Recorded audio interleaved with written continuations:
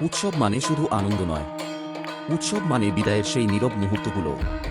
আজ মায়ের বিদায় বেলা। ঢাকের শব্দ একটু ধীর, হাসির ফাঁকে লুকিয়ে আছে চোখের জল। সিন্দুর দানে রানা হচ্ছে বিদায়ের পথ।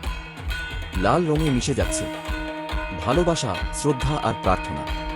পাড়ার সব মায়েরা আজ একসাথে, কেউ হাতে সিন্দুর, কেউ চোখে জল, কেউ মনে শুধু একটাই কথা, মা আবার ফিরে এসো।